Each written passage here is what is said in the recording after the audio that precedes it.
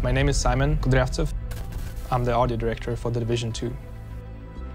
I think sound is important in games because it should always be an element that just complements the gameplay. Sound, for me, should just always help drive the player forwards and be that natural element. We did trips to Washington, D.C. and to the States just to get familiar with the culture, with the layout of the lands. We actually had a lot of time to prepare and research Washington, D.C. and have the ability to record sounds on site as well.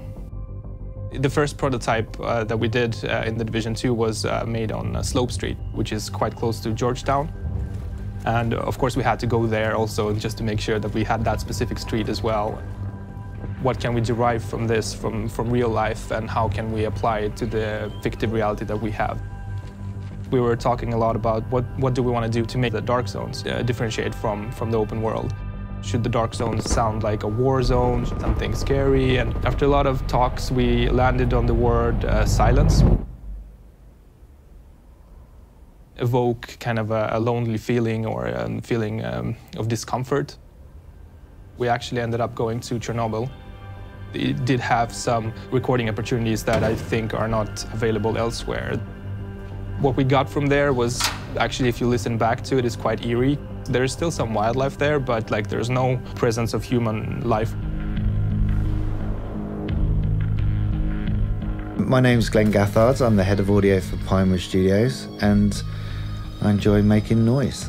Here at Pinewood, we've been really lucky of late to be working with Massive and Ubisoft. I was a massive fan of the first Division, and when I had the opportunity for myself and my team to work on it, it was pretty much like a dream come true. We've got to work on quite a wide range of things, like taking time to experiment over what's the best way for the dialogues to be produced, because we're a big fan of performance.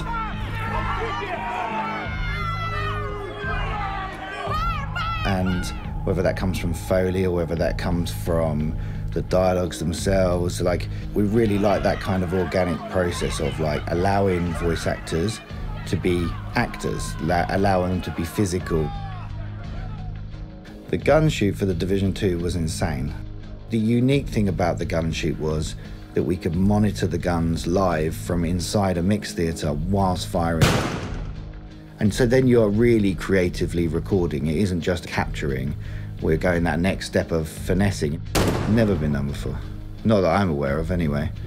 And by far the most complicated technical setup we've ever done at the studios. Pinewood is a very interesting collaboration. What I wanted to do with the guns is to capture the more urban feel, the street reflections that happen when you fire a gun on a small street or a big street or squares. The way we collaborate right now is helping to bridge the gap between the games industry and the cinematics industry. My name is Ola Strand, and I'm the music director and composer on Division 2. Coming from the first game, I wanted to stick to the original vision of the scoring, how the music was done and how it was created. But then, moving from New York City, wintertime, moving to Washington, D.C., summertime, I started researching the city and figuring out what drives it musically, looking into the music history, like all the blues and the jazz and the hardcore and the punk rock.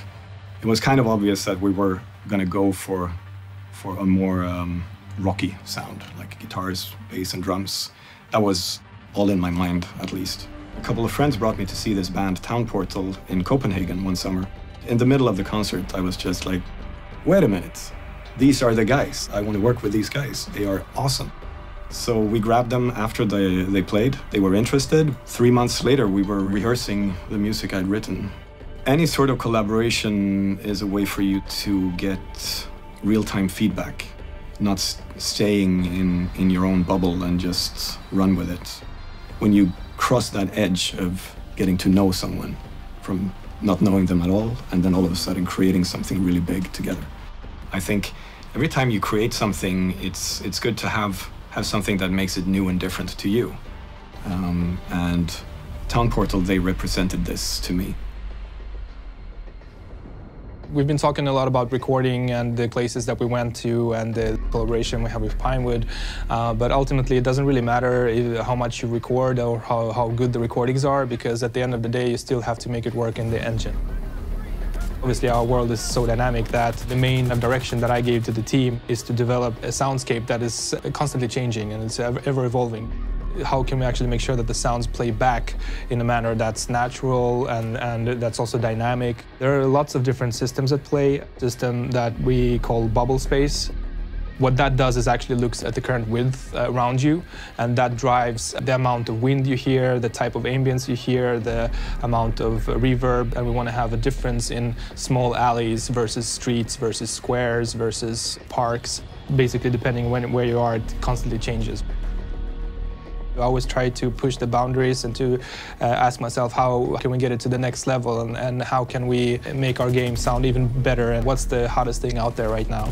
I was really interested in Dolby Atmos. I was intrigued by how we could use the Atmos to enhance the features that we have in our game. One of the interesting concepts is of course Dolby Atmos for headphones. Dolby Atmos for headphones work with any type of headphones, any type of stereo headsets, so the player will be able to experience a better perception of spatiality, so things that are surrounding the player will be perceived in a more natural way. One of the first things we did is experimenting with the sounds of weather. If we take rain as an example, to not only trigger the sound of rain when it rains, but also give it some depth by utilizing everything that we have around the player. That means that in our game, when it rains, we actually have a system that looks at the different props around you, if it's a car or if it's an umbrella or if it's a drain pipe. And when it rains, you'll be able to hear those props react in real time, positioned in 3D space. And I think that just gives a nice depth to the weather sound.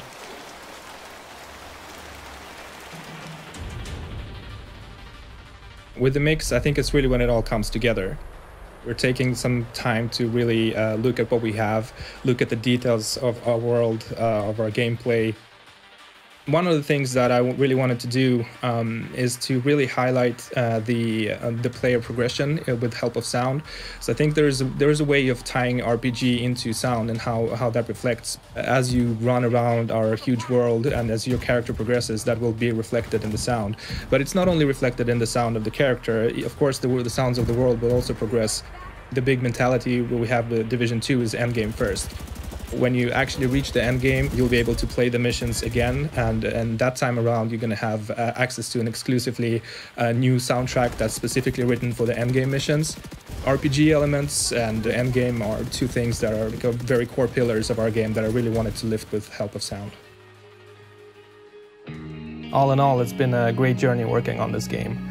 We've taken everything we learned from shipping the first game, the feedback from the community, and we basically sat down with the team asking ourselves, how can we push this even further? How can we push the boundaries? And I think together with all the teams across all our studios and with the partnerships we've established with Dolby and Pinewood, I think we've created something really special, and I hope the players will enjoy the experience.